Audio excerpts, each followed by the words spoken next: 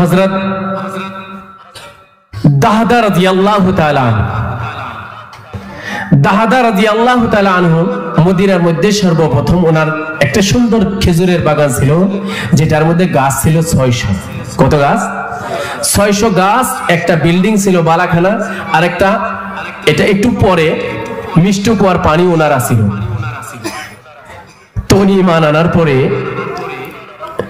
আল্লাহ রাসূল সাল্লাল্লাহু তাআলা আলাইহি সাল্লামকে একজন সাহাবা এসে বললেন, ইয়া রাসূলুল্লাহ, আমার বাড়ির পাশে আমার সীমা মধ্যে একজন ইহুদির খেজুর গাছ আছে, সে গাছটা থেকে খেজুর আমার মাটিতে পড়ে, আর এটা নিয়ে আমার ছেলেরা যদি খেজুর নেয় খায়, মুখের থেকে আঙ্গুল দিয়ে খেজুরটা বার করে নিয়ে যায়, আর আমার সাথে একটু খারাপ ব্যবহার করে।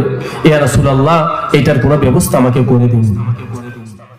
আল্লাহ রাসূল সাল্লাল্লাহু আলাইহি ওয়াসাল্লাম গেলেন, যাওয়ার পরে ওনাকে বললেন, বলার পরে যে তোমার খেজুর গাছটা আমার কাছে বেচে দাও। উনি মানা করলেন যে আমি খেজুর বেচবো না। এই কথাটা হযরত দাহদা রাদিয়াল্লাহু তাআলা আনহু শুনলেন। হযরত আবু দারদা না, দাহদা রাদিয়াল্লাহু তাআলা উনি শুনলেন। শোনার পরে দাহদা রাদিয়াল্লাহু তাআলা আনহু শোনার পরে নবীজিকে না বলেই ওই খেজুর গাছ আলার বাড়িতে গেছেন, যা বলছেন, আচ্ছা বলো তো দেখি, আমার যে খেজুর গাছ, খেজুরের বাগান আছে, তুমি কি দেখেছো? উনি বললেন, হ্যাঁ দেখেছি। বলে, সেই জায়গায় মিষ্টি পানির কুয়া একটা আছে বলে দেখেছি, আলিশান ঘর একটা আছে বলে দেখেছি। তোমার এই খেজুর গাছের বদলায় যদি আমার মিষ্টি পানির কুয়া, যদি আমার বাগানটা, যদি আমার আলিশান ঘরটা, এই সব কিছু যদি একটা খেজুর গাছের বদলাই তোমাকে আমি দিয়ে দেই, তাহলে কি তুমি আমাকে এই গাছটা দিয়ে দিতে পারো? আমার বন্ধুগণ, সেই কথা শোনার সাথে সাথেই দাহদা রাদিয়াল্লাহু তাআলা আনহুকে বললেন, তুমি আমার সাথে মজাক করতেছো নাকি? আমার তো বিশ্বাস হয় না, তুমি যে আমার সাধারণ একটা খেজুর গাছের বদলায় তোমার আলিশান ঘর, তোমার মিষ্টি পানির কুয়া, তোমার 600 খেজুর গাছ আমাকে যেতে তুমি দিয়ে যাবে, আমার তো এটা বিশ্বাস হয় না। দাহদা রাদিয়াল্লাহু তাআলা আনহু বললেন, তুমি যদি স্বীকৃতি দাও, তুমি যদি স্বীকার দাও, তাহলে আমি ওখানেই আমার আলিশান ঘর আমি খালি করে দিব, আমার পরিজন সবকিছু আমি বের করে নিয়ে আসবো, ওখান থেকে এই গাছ এবং খেজুরের বাগান এবং কি আলিশান ঘর এবং এই মিষ্টি কুয়া তোমাকে আমি প্রস্তাব করে দিব, তোমার জন্য আমি ছেড়ে দিয়ে বের হয়ে যাব। এই ব্যক্তি শোনার সাথে সাথে কবুল করে নিলেন। দাহদা রাদিয়াল্লাহু তাআলা আনহু একটা খেজুর গাছের বদলায় সব কিছু বেচে দিলেন। শুধুমাত্র তাই করেন নাই, বেঁচে যাওয়ার পরে যে সময় বাড়ি চলে গেল, বাড়ি যাওয়ার পরে নিজের বিবির কাছে যে সময় বললেন, ও বিবি, আমি বিশ্বনবীর কথা আমি শুনেছি, বিশ্বনবী এই গাছ কেনার জন্য ওনাকে বলেছিলেন, কিন্তু বিশ্বনবীর কাছে এই গাছটা ওই বান্দা বেচেন নাই। তারপরে আমি এই পয়গম্বরের জন্য আমি আমার এই সমস্ত বাগান বিক্রি করে দিয়েছি, আমার আলিশান ঘর বিক্রি করে দিয়েছি, আমার মিষ্টি পানির কুয়াও আমি বিক্রি করে দিয়েছি। এই ঘর থেকে বের হও, চলো আমরা ঘর থেকে বের হয়ে যাই। বিশ্বনবীকে খুশি করার জন্য আমি সব কিছু বেচে দিয়েছি। আমার মা বোনেরা, ওই যে দাহদা রাদিয়াল্লাহু তাআলার স্ত্রী এই কথা শোনার পরে এই সাথেই বলে ফেললে দিলেন, কোনো চুচারা নাই, কোনো কথা নাই, কোনো নারাজগি নাই, এক কথাই বলে দিলেন, আপনি যে বেচা কিনা করেছেন এটার মধ্যে আমি খুশি হয়ে গিয়েছি। সুবহানাল্লাহ।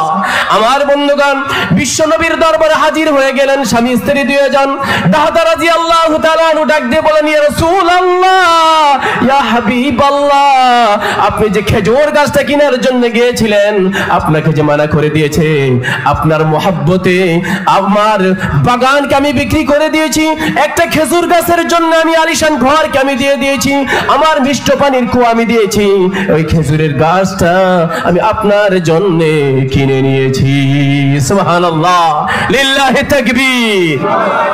আমার বন্ধুগণ, আমার ভাইয়েরা, এইভাবে দাহদা রাদিয়াল্লাহু তাআলা আনহু কিনে দিলেন।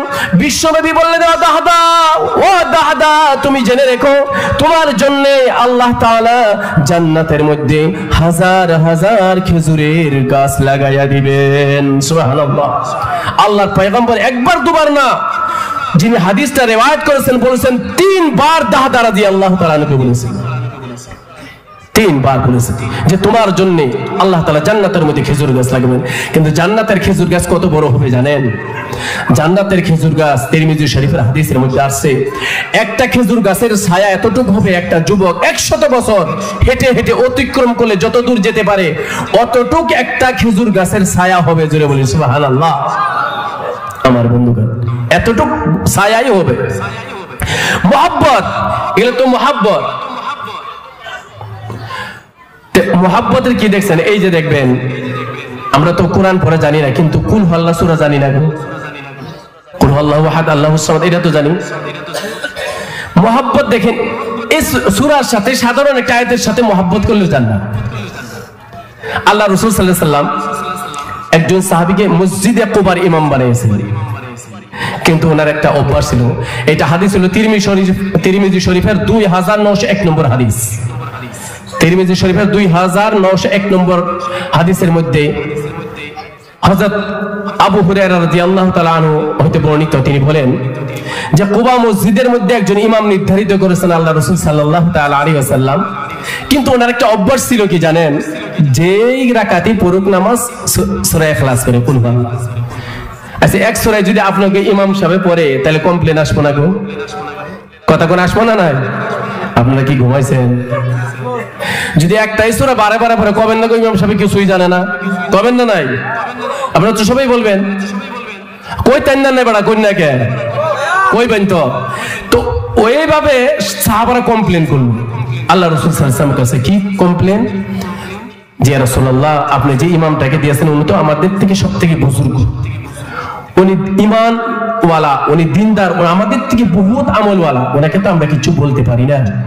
কিন্তু ওনার একটা বেমার কি, সব সূরার মধ্যে, সব রাকাতের মধ্যে সূরা ইখলাস পড়ে। আল্লাহ রাসূল সাল্লাল্লাহু আলাইহি ওয়াসাল্লাম ওনাকে ডেকে পাঠাইছেন, ডেকে জিজ্ঞাসা করছেন, এই কথা শুনলাম তুমি বলে সমস্ত রাকাতের মধ্যে সূরা ইখলাস তুমি তিলাওয়াত করো, কি হয়েছে বলো? আমার বন্ধুগণ, সে সাহাবা বললেন, ইন্না হুব্বুহা, এই সূরাটাকে আমি এত মহব্বত করি, এত ভালোবাসি, বেশি কোরআনের মধ্যে যত সূরা রয়েছে সবথেকে বেশি আমি এই সূরাটাকে ভালোবাসি ইয়া রাসূলুল্লাহ। ওয়া ইন কারিতুম, যদি তারাও খারাপ পায়, যদিও খারাপ পায়, যদি আমাকেও খেদে দেয়, যদি ইমামতি না রাখে, আমার কোনো কথা নাই, কিন্তু আমি সূরা ইখলাস আমি ছেড়ে দিতে পারবো না। আল্লাহর পয়গম্বর বললেন, ইন্না হুব্বাহা আদখালাকাল জান্নাহ। ও সাহাবা, তুমি জেনে রেখো, তুমি শুনে রেখো, তুমি যে সূরা ইখলাসকে ভালোবাসো, এই সূরা ইখলাসের ভালোবাসায়, এই সূরা ইখলাসে তোমাকে জান্নাতে পৌঁছায়া দিবে। সুবহানাল্লাহ। ছোট্ট একটা সূরা, ভালোবাসা, এটা একটা ভালোবাসা। একটু ভালোবাসলেন, সূরা ইখলাসকে ভালোবাসে। আল্লাহর নবী কি বললেন? যে এই সূরা ইখলাসের ভালোবাসায় তোমাকে জান্নাতে পৌঁছায় দিবে। সুবহানাল্লাহ। আচ্ছা, কোরআন এত বড় তো আমরা পারবো না, এটা সূরাটা তো ভালোবাসতে পারবো, এটা তো ইয়াদ করতে পারবো, এটা তো মুখস্থ করতে পারবো, তাও জান্নাত, তাও আমাদের জান্নাত। ভাই মাতরম দোস্ত বুজুর্গ, আমি মিসাল দিতে চাইছিলাম যে মেয়েরা যে ভালোবাসে, মা বোনেরা ভালোবাসে বা ভালোবাসছে মুহাম্মদ সাল্লাল্লাহু আলাইহি সাল্লামকে, যুবকরা ভালোবাসছে কিভাবে, বা বাচ্চারাও কিভাবে ভালোবাসছে, না ডিটেইলসটা